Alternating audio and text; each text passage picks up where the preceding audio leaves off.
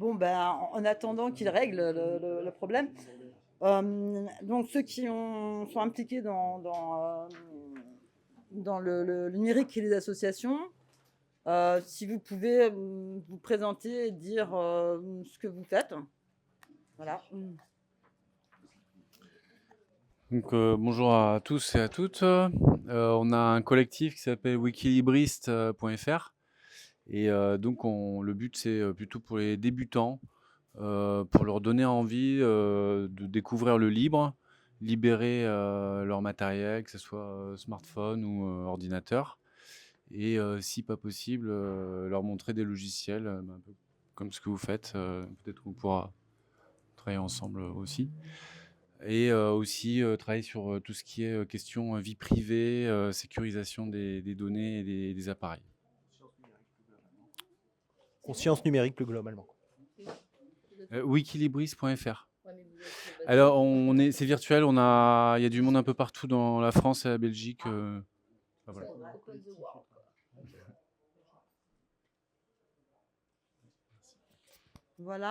Voilà. Qui veut se présenter? Bonjour à tous, je me présente, je suis Vincent et donc je suis cofondateur de l'association Deux Fleurs et donc on est un hébergeur de services en ligne, on fait partie du collectif Chaton et donc voilà, on fournit divers services, des mails, de l'hébergement de sites web et de la visio entre autres. Et on est répartis un peu partout dans la France, physiquement parlant. Vas-y, je me présente aussi. Bonjour. Morgane Kilioriwal. Alors moi, je suis formatrice sur les questions du numérique en travail social. Donc ancienne éducatrice spécialisée et je forme du coup maintenant le secteur de l'ESSMS, social et médico-social et sanitaire. Surtout en fait, sur de la vulgarisation, beaucoup et sur la protection des données, plus parce que c'est des éducateurs, des assistants de service social qui traitent de la donnée tous les jours et qui font n'importe quoi, quoi. Donc voilà, vulgariser travailler l'identité numérique, la protection des données, et amener à ouvrir la culture vers de l'éducation populaire, parce qu'on vient de là quand même, c'est un secteur qui vient de là et qui engrange le capitalisme à fond avec les GAFAM et compagnie. Donc du coup, beaucoup de culture numérique et beaucoup de choses à apporter là-dessus. Voilà.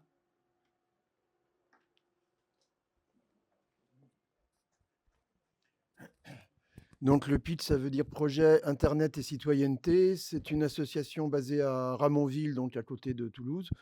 Et nous proposons uniquement aux associations d'héberger des services numériques pour elles, qui peuvent être de l'hébergement de sites web, un cloud, des listes de discussion, et également des applications de gestion type Paeco, Galette, Delibar, voilà. Et aussi, nous organisons de temps en temps des ateliers techniques, donc d'éducation populaire aussi, essentiellement, mais pas que, centrés sur les applications que nous proposons.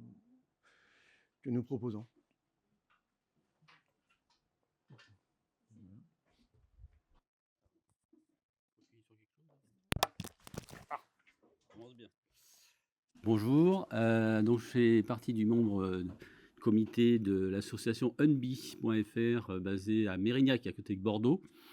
On promeut les logiciels libres, où on intervient surtout dans les médiathèques pour sensibiliser aux logiciels libres, à la sécurité aussi, à des données bien sûr en priorité. Et on fait des install parties bien sûr pour évidemment essayer de faire passer les gens directement sous Linux. Quitte à utiliser les logiciels libres, il vaut mieux avoir carrément le moteur en plus des applications. Et sinon, on fait aussi, comment je dirais, une sensibilisation sur les logiciels libres, tout public. Voilà.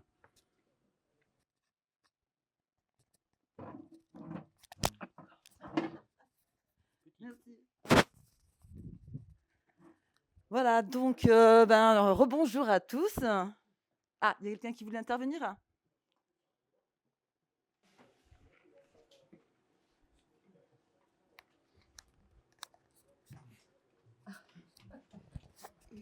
Oui, c'est parce que je vais traduire.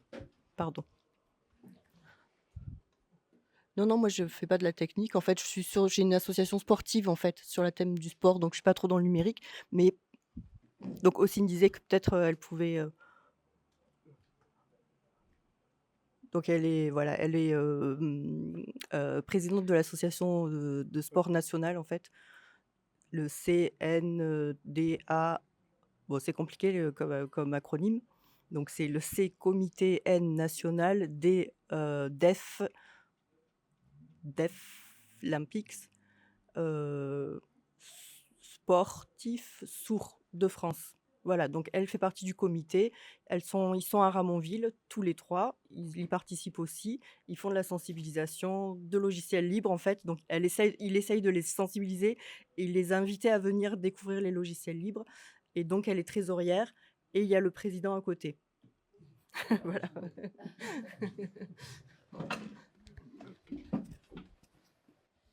Voilà, alors moi aussi j'ai un handicap auditif. J'ai pas tout compris ce que vous avez dit, mais bon, je réécouterai à la vidéo. Voilà, moi je suis, comment on dit? Malentendante. Comme ça, voilà, malentendante. Voilà, avec un pareil, auditif. Et donc je tenais à ce qu'il y ait, des, présentations pour que, vous puissiez suivre. Voilà. Donc on va parler d'associations et numérique, formés et outillés. Donc c'est votre sujet. Donc on va se présenter déjà. Moi je suis Florence Delahaye. Je suis cofondatrice de Assodev Marsnet, qui est une association sur le numérique libre et éthique pour les associations à Marseille. Je suis libriste depuis 95, surtout de l'internet libre, voilà, et par ricochet du logiciel libre. Et j'ai été présidente de GlobeNet, nologue. Rebonjour, donc moi c'est Hervé, je suis aussi cofondateur de Assodev Marsnet, j'en suis le président actuellement et aussi je m'occupe de promouvoir le logiciel libre depuis 97, dans un premier temps aussi à GlobeNet où j'ai accompagné Florence en tant que trésorier et puis donc c'était une association où la présidence était une femme et où le trésorier était un homme. Voilà, et j'étais très content et j'ai pas voulu être président et j'ai voulu rester trésorier pour que Florence reste présidente d'une association d'Internet dès les années 90 et j'ai trouvé que c'était très bien que ça soit comme ça et que ça reste comme ça. Voilà. Et puis donc on est venu sur Marseille et on a créé cette association qui s'appelle Assodev Marsnet. Alors pourquoi Assodev et pourquoi Marsnet? Marsnet en fait c'est le service qui est créé par l'association Assodev. Donc le site web, c'est d'ailleurs c'est HTTPS d'ailleurs, mais bon le site web c'est marsnet.org et on est un hébergeur alternatif, donc un hébergeur libre pour les associations et le monde de l'économie sociale et solidaire depuis 2004. On fournit des services d'hébergement, de sites, de mails, de listes de diffusion et puis d'outils de travail coopératif au fur et à mesure que les outils ont été libérés. Comme Etherpad, on a créé Marspad. Pour le cloud, on a créé MarsCloud avec du Nextcloud derrière. Et différents autres outils, toujours au service des associations. Voilà. Je vais laisser Florence nous présenter Marsnet. Alors Marsnet est fondateur du collectif, Assodev Marsnet est fondateur du collectif Chaton, avec Framasoft, qui nous a sollicité en 2017 pour organiser ce collectif. Et on était 12 structures de l'hébergement en France à vouloir démultiplier ça, comme nous, on avait démultiplié Marsnet après avoir vécu à GlobeNet, et en se disant, plus on sera d'hébergeurs à faire des produits, des solutions alternatives d'hébergement pour le monde, notamment des associations, et plus le réseau sera résilient. Et donc, quand Framasoft nous a proposé en 2017 de nous joindre à eux pour faire ce collectif Chaton, on a trouvé l'initiative excellente et on a œuvré avec eux pour que ce collectif existe. Et aujourd'hui, c'est plus d'une centaine de structures qui sont Chatons. Voilà, Florence va présenter Assodev. Voilà, donc Assodev, c'est une association, là on est Assodev, voilà, qui gère Marsnet. Donc elle a été créée en 2001 à Marseille. Marseille, c'est Marseille. Voilà. Et qui accompagne l'association pour leur transition numérique. Donc, le but, c'est à la fois de promouvoir le numérique libre, mais aussi le développement des associations. Et il y a une notion d'éducation populaire. Les activités, c'est l'information, l'accompagnement et les ateliers, les formations professionnelles et bénévoles, services Internet,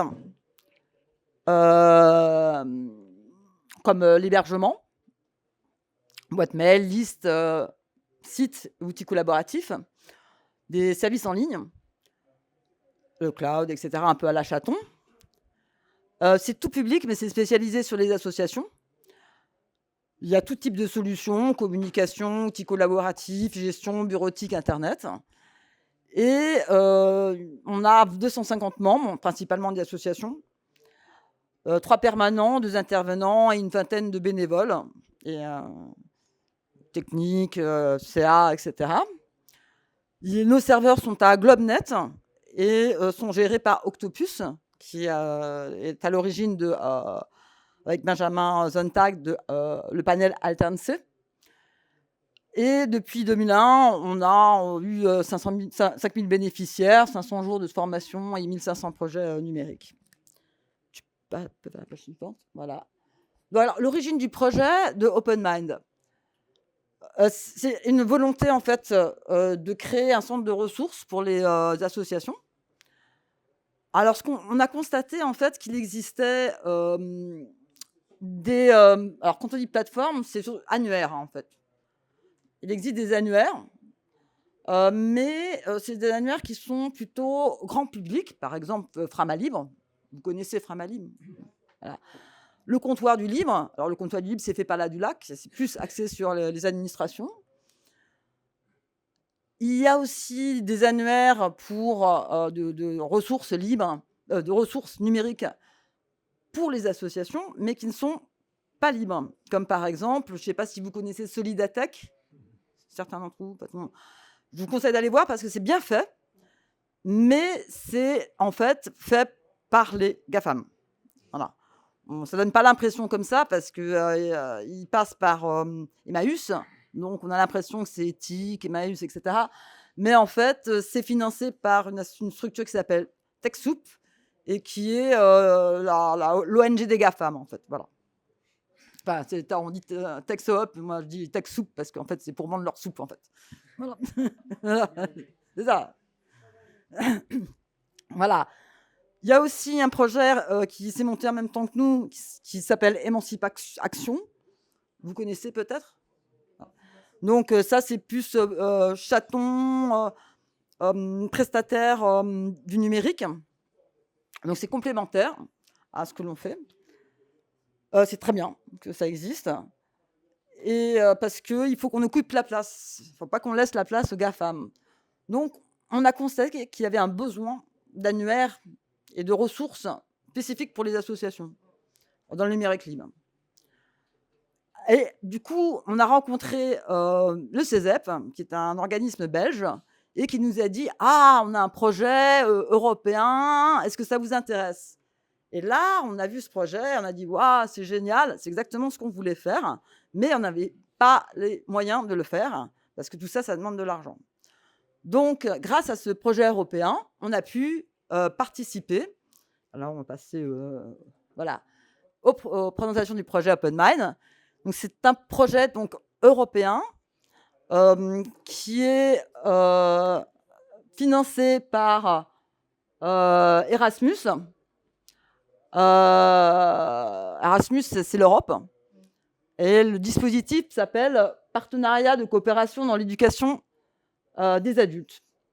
Voilà. Il y a deux projets, la plateforme, l'annuaire, et 6 modules de formation. C'est porté par 4 structures européennes. Tu peux descendre un petit peu, voilà. Donc, il y a des Belges, le CESEP, nous, à SODEV, des Roumains, ACDC, et en Espagne, une structure qui s'appelle Transit Project. Voilà. On va voir la plateforme après. Je vous présente un petit peu général et après, Hervé vous montrera la plateforme. Alors, la plateforme, elle permet aux associations, alors c'est les ressources et solutions libres spécifiques aux associations. Elle permet de trouver leur outil, d'identifier leurs partenaires. Donc, outils, c'est les services en ligne ou alors les logiciels. D'identifier leurs partenaires pour la formation, pour des prestations de services, d'installation de leurs outils, ou maintenance ou autre. De partager leur expérience, de témoignages, parce que c'est souvent par témoignage qui fait qu'on va avoir envie d'utiliser un outil et savoir si ça correspond à ses besoins. Actuellement, il y a pratiquement 100 000 fiches qui sont mises à jour par diverses personnes. C'est fait avec, on n'a pas marqué là, mais c'est fait avec YesWiki. Il y a 400 acteurs, des prestataires, accompagnement, formation. Il y a 200 solutions, logiciels et services en ligne, 200 formations, présentation des formations en fait, et présentation des supports numériques, des supports pédagogiques, pardon. Et puis, il y a les témoignages, bonnes pratiques, avis sur les logiciels, les services en ligne, pour aider en fait les associations à choisir. Après, il y a d'autres articles, agenda, etc. C'est multilingue, anglais, français, espagnol, roumain, catalan. Et puis, donc, voilà, maintenant, Hervé va vous montrer un petit peu cette plateforme et un peu sous le capot aussi, comment ça marche. Peut-être on parle aussi pour les formations, il y a la formation, alors. il y a un logiciel en fait qu'on a mis en place qui s'appelle Chamillo, qui est un logiciel de MOOC de type Moodle, pour ceux qui connaissent. Et donc, c'est un outil qui va permettre de mettre les formations en ligne, de façon à pouvoir faire de la formation en ligne aussi, en plus des formations en présentiel. Donc, dans le projet qu'on a déposé à l'Europe, il y avait cette plateforme et puis le fait de créer 6 formations en ligne qui soient à la fois diffusables en ligne et en présentiel. Voilà. Donc, l'intitulé des formations, c'est outils collaboratifs, communication, multimédia et vidéo, bureautique, Internet, et transition numérique et autonomie numérique des associations et inclusion. Hein. Voilà, donc c'est Chamillo, l'outil qui sert à publier ça. Voilà, et donc on vous invitera à participer, puisqu'en fait, cette plateforme est un wiki, et donc elle est hautement participative. Voilà, alors on va venir sur la plateforme. Voilà, il faut voir que donc le diaporama qu'on a fait, on l'a fait avec YesWiki, qui permet de faire des diaporamas et des présentations. Et maintenant, on va voir la plateforme. J'ai diminué un petit peu la... Voilà. Donc, grosso modo, la plateforme, c'est ça. Alors là, c'est peut-être un peu petit pour voir le menu, mais on voit la page d'accueil. Je vais peut-être aller sur les acteurs. Regrossir un peu, voilà. Hein. Donc, la plateforme va comprendre plusieurs rubriques. Les acteurs, en fait, ici, on va référencer les acteurs en Europe. Donc, on a 400 acteurs qui ont été référencés en Europe. Si jamais votre structure n'y est pas, on va voir que ça va être très simple pour vous de rajouter votre structure. Hein. Donc, voilà, là, on voit un petit peu toutes les structures. On va descendre dans la région. Donc, on a référencé sur Toulouse. Au hasard, je vais prendre au hasard tout libre. C'est vraiment un hasard. Hein. Voilà. Et donc, dans la fiche de présentation, on a différents éléments qui permettent de donner des indications aux internautes pour bien comprendre ce que fait l'acteur, type d'activité, type d'acteur, domaine de compétences, type de public et des références d'adresse. Voilà. Alors, lorsque vous voyez votre structure qui est déjà référencée et que vous trouvez que la présentation, quelque chose manque ou que vous voudriez l'améliorer, il est très simple de vous créer un utilisateur et là, à ce moment-là, il faudra nous demander, on vous accorde des droits sur la fiche Et là, vous pouvez modifier votre fiche à volonté. Pour s'identifier, on a ici, dans le principe de YesWiki, dans la roue crantée ici, on a une interface de connexion. On se connecte quand on est déjà identifié. Si on n'est pas identifié, on peut s'inscrire. L'écran d'inscription, il est assez simple. Un nom ou un pseudo, un mot de passe, confirmation du mot de passe. Et si vous avez envie de pouvoir vous faire rappeler votre mot de passe, donc laissez votre mail, mais vous n'êtes pas obligé. Voilà, ce sont les seules données qui sont prises en compte dans la plateforme, hein. Donc on essaye d'avoir quelque chose d'assez limité au niveau données personnelles. C'est le principe, hein, de toute façon du libre, hein. Donc moi je suis déjà connecté. Alors je ne vais pas m'inscrire parce que j'existe déjà. Donc je vais revenir là. Voilà. Voilà, je vais me connecter dans la plateforme. Et donc si je reviens sur les acteurs, une fois connecté, je vais pouvoir m'inscrire si je suis pas inscrit. Voilà, et donc là on voit le formulaire qui sert pour générer la fiche d'inscription. Voilà. Donc je passe en vitesse parce qu'il y a beaucoup d'éléments à voir dans la plateforme. On a essayé de réunir les champs les plus pertinents concernant l'inscription d'un acteur et la définition de l'acteur lui-même. Bien sûr, ce projet est en cours de réalisation. On doit le finaliser pour le mois d'avril prochain. Ça fait bientôt 2 ans qu'on est sur le travail de ce projet et il est toujours modifiable. Donc on est très preneur d'avis ou de conseils ou de possibilités de faire évoluer. Là, on va dire qu'on est dans une version quasiment 1.0 ou 0.9 et qu'on sera très content si on ajoute des éléments qui sont pertinents. Hein, à savoir qu'on a fait une présentation au JDL et dans des formulaires, on nous a proposé par rapport aux formations, par exemple, de rajouter un champ concernant le financement des formations, ce à quoi on n'avait pas pensé, parce que la plupart des formations sont gratuites, mais c'est vrai qu'il y a aussi des formations qui peuvent être référencées et qui sont payantes, et donc on a rajouté ce champ pour définir si la formation était gratuite ou payante, et dans le cas de formations payantes, s'il y avait possibilité de prise en charge de la formation. Donc on fait évoluer le formulaire, ça évoluera encore en fonction des observations qui nous sont données, et comme je vous dis, on est très preneur.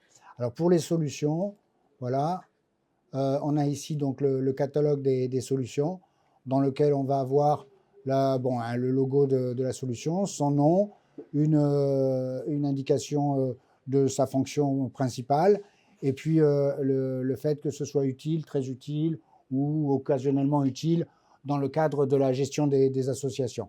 Voilà, on a des filtres ici pour choisir les solutions en fonction de différents critères. Donc, est-ce que je veux communiquer ou est-ce que je veux faire de la gestion comptabilité, par exemple, ou du multimédia. Voilà. Donc, il y a différents éléments ici. Tout ça, c'est aussi évolutif. Mais jusqu'à présent, on a essayé de définir des champs les plus pertinents concernant les logiciels et les services en ligne, puisque c'est pour ça qu'on a appelé ça solution. Ça comprend à la fois les logiciels et à la fois les services en ligne faits par les chatons ou les associations ou les structures qui font des services en ligne pour le monde associatif. Voilà. Il y a l'utilisation, donc compliqué, facile, etc. Et différents éléments, l'importance, l'utilité pour les structures. Alors quand on rentre dans une fiche, voilà, le même principe, on va avoir différents champs qui permettent la description de l'outil ou du service référencé. Voilà. Et dans le même principe, on peut ajouter un élément, soit son service, soit un logiciel qu'on trouve pertinent pour la gestion, des associations. Voilà. Donc en l'occurrence, un résumé, le logo, et puis différents champs qui permettent de définir le logiciel ou la solution. Voilà. Donc il y a ici des champs conditionnels, hein, où quand j'ai un logiciel qui est installé sur ma machine, je vais avoir, est-ce que l'installation du client, l'utilisation est-elle facile ou compliquée, l'installation est-elle facile ou compliquée, la configuration est-elle facile ou compliquée. Et puis la même chose pour les services en ligne. Donc je vais redécocher ça. Et puis si j'ai un service en ligne, je vais pouvoir rajouter le niveau de compétence pour l'administration du service. Et si c'est un logiciel à installer sur un serveur, je pourrais aussi ajouter l'installation. Voilà. Différents liens qui permettent de donner des descriptions, de savoir où télécharger le lien pour le logiciel. Hein.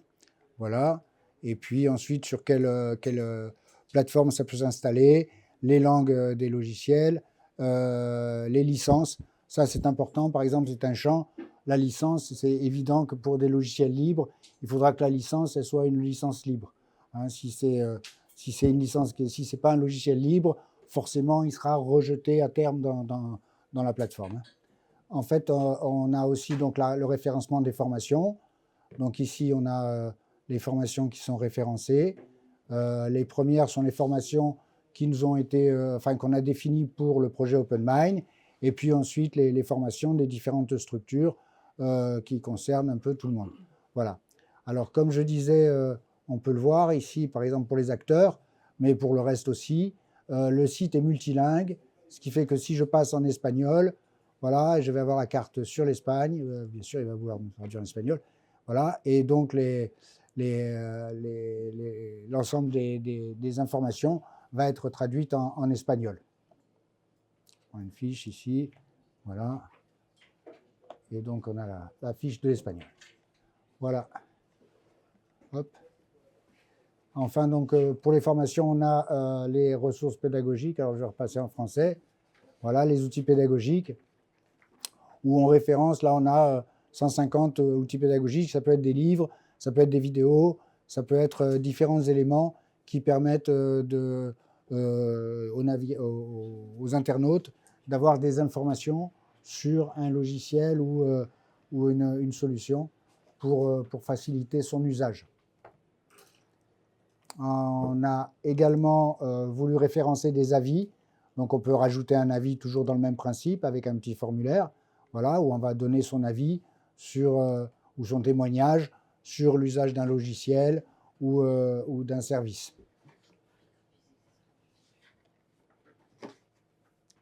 Et enfin, il y a un ensemble de ressources, agenda. L'agenda, pour l'instant, il n'y a pas grand-chose, bien sûr, mais chacun pourra référencer, par exemple, sa formation ou un rendez-vous, comme aujourd'hui les rencontres du Capitole du Libre, et aussi éventuellement référencer ses formations pour dire, bah, tiens, à tel moment, je fais une formation. On a référencé quelques articles. Voilà. Pas tarder à conclure. Et on va pas tarder à conclure. Il y a une FAQ, un livre d'or, un glossaire, voilà, où on donne quelques définitions et où il sera toujours possible de rajouter des mots. Le principe est que cette plateforme soit participative et que petit à petit, en fait, chacun puisse s'emparer de cette plateforme pour donner le maximum d'informations, pour aider à la transition au numérique libre des structures. Certaines ont besoin de transition au numérique et d'autres sont déjà dans le numérique, mais un numérique GAFAmisé à fond, quoi. Et donc l'idée, c'est de les aider avec un outil comme ça à faire la transition. Donc par exemple, quand on est sur les solutions, je peux marquer un nom d'un logiciel propriétaire et j'aurai ces alternatives qui vont apparaître. Voilà. Alors, demain, si vous voulez en savoir plus, on fait un atelier à 14h. Je ne sais plus dans quelle salle, peut-être ici. C'est dimanche. Et c'est...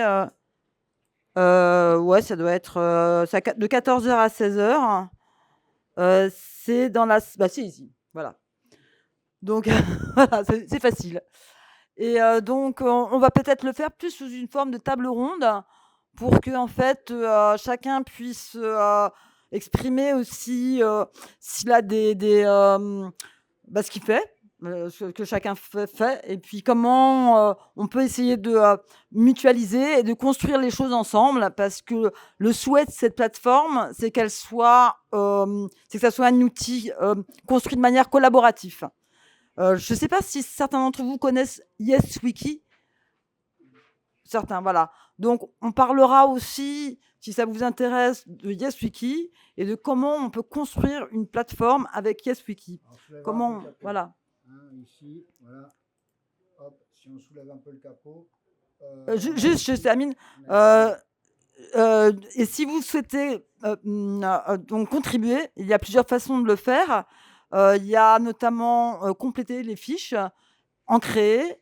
On va vous référencer en tant qu'acteur du libre ou association utilisant le libre. Voilà, vous pouvez vous référencer. Et puis, il y aura un forum. Donc, vous pouvez pas participer au forum. Et il y a aussi un comité de pilotage, si vous souhaitez participer au comité de pilotage. Et puis, donner votre avis.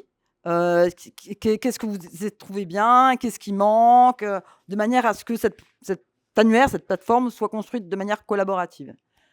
Voilà. Voilà. Et donc, je disais, demain, on va un peu soulever le capot et voir comment on construit des formulaires avec YesWiki, qui est un outil très intéressant.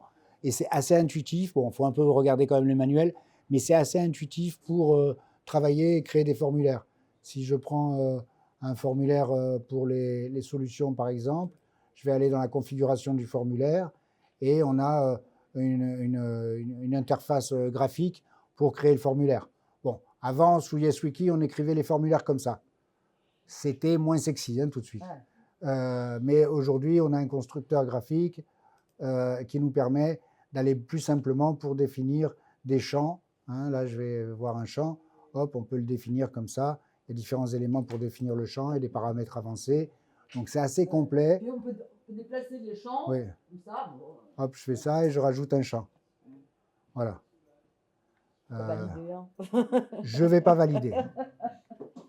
Voilà, je vais en bas. Ça va tout casser. Voilà, et j'annule. Hop, c'est pas. Voilà. Donc, voilà, YesWiki est un super outil qui a bien évolué au cours des années. Nous, on le connaît depuis presque ses débuts en 2004. Et il a énormément évolué. Et aujourd'hui, on trouve que c'est un outil assez simple pour que les associations puissent créer des sites, voire des outils un peu particuliers pour leurs besoins. Voilà. Donc, on soulèvera un peu le capot demain en atelier, pour voir un peu comment ça tourne et comment on fait assez facilement des choses avec YesWiki. Voilà, et puis alors, on va vous donner aussi un petit questionnaire, si vous voulez bien le remplir, pour en fait juste donner votre avis, si vous avez ce que vous pensez de ce projet, ça nous intéresse beaucoup, si vous avez des améliorations à suggérer, etc. Et il y a aussi une petite feuille qui tourne pour mettre vos coordonnées. Pour ceux qui veulent, ça c'est parce que l'Europe nous oblige à faire des comptes rendus. Les dossiers européens, ça vaut le coup, mais c'est copieux au niveau administratif, au niveau création du dossier, arriver à faire valider le dossier et se le faire financer. Et puis ensuite, pour les comptes rendus, c'est aussi très, très coton, quoi. Donc voilà. Donc ça s'appelle la dissémination, le fait de montrer le travail qu'on a fait. Et puis, il faut quand même apporter des preuves à l'Europe parce qu'ils veulent quand même des preuves. Je ne sais pas s'ils mettront ça dans un tiroir, au fond d'un tiroir, mais en tout cas, ils les demandent, quoi. Voilà. Eh ben, merci beaucoup. Et puis, qu'est-ce que je voulais dire? Il y avait quelque chose que je voulais dire. Oui, demain, si ça vous intéresse aussi, on peut parler des dispositifs Erasmus, notamment le projet pour lequel on est financé, qui s'appelle le partenariat dans l'éducation des adultes. Et il y en a d'autres qui sont intéressants, comme les mobilités, qui permettent en fait de financer des déplacements à l'étranger pour faire des formations, ce qui concerne essentiellement des mobilités pour l'éducation. Pour l'éducation des adultes, pour en fait augmenter les compétences du personnel éducatif. Ça vous intéresse peut-être Tous ceux qui sont en termes de formation. Vous qui parliez de formation. Hein, voilà. Donc on verra ça demain. Et nous vous remercions beaucoup. Ah oui, les questions. Voilà, si vous avez des questions, c'est le moment.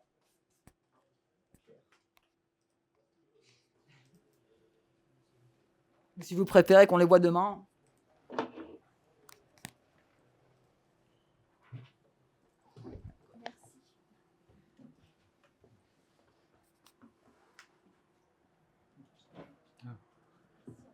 Ah oui. Ah oui, oui, oui, oui. Oui, c'est un Yes Wiki. Aussi, il me montre un site qui est vachement bien, je l'ai vu, qui s'appelle Sourds Libre, qui est fait en Yes Wiki, qui est vachement bien. On peut peut-être l'afficher. Ça s'écrit sourds-libre.org. Je l'ai vu et il est vraiment super bien. Il est super riche. C'est exactement ce qu'on peut faire, un annuaire en fait, de ressources pour tout ce qui est surdité, les associations, les sites de formation en ligne. Comment ça fait que ça marche pas là? Ah, j'ai fait une bêtise. C'est pas ce que j'ai écrit. C'est pas? Bon. Ah, Il y a un S? Ah, c'est .fr. Ah, .fr. Voilà. Et c'est un wiki aussi, un Yes Wiki. C'est d'ailleurs tellement bien fait qu'il y a une association qui l'a contacté pour lui demander de faire quelque chose avec lui parce que son annuaire est très très riche. Voilà, il y a un peu de tout. Il y a les alternatives, vidéos LSF. On remonte au menu. Le menu, voilà. Les vidéos, les... voilà, les formations. Clique sur les formations LSF, LPC. Remonte voilà, on peut. Alors, pareil, on peut sélectionner. On peut sélectionner les cours pour les enfants, le niveau, la traduction. C'est une base, je ne sais pas combien il y a de fiches, mais c'est copieux, quoi. Voilà. Enfin, généralement, il y a le nombre de fiches, là. 15 fiches, là. Juste pour les formations. Ah, mais j'ai que pour les formations. Après, il y a des fiches un peu dans tous les rubriques, quoi. Voilà. Je ne sais pas si quelqu'un qui connaît peut compléter la présentation. Tu veux traduire?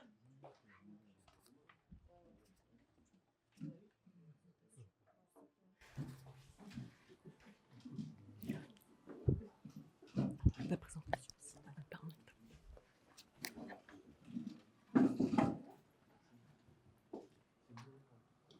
Donc là, c'est nouveau, en fait, c'est récent, il vient d'être créé. Donc là, sur la communauté sourde, c'est très très dur en fait de les interpeller parce que sur les, donc il a réussi à rencontrer du coup, je me souviens plus qui, Antoine, du coup, qui a décidé de créer ce projet avec lui. Oui. Et donc là, oui, c'est vrai qu'en Europe, il manque beaucoup de langue des signes dans les projets en fait libristes. Donc moi, j'essaie de contacter l'Union européenne des sourds, qui est en Belgique en fait. Donc j'ai essayé d'échanger avec eux.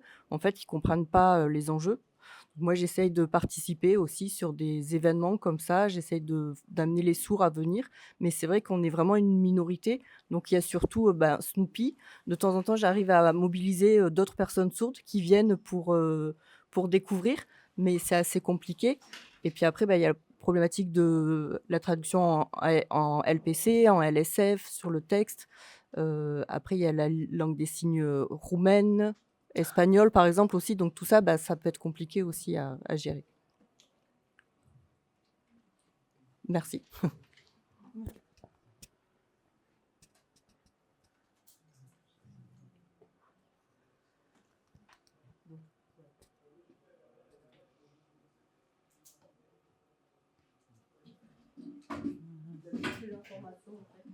Ah.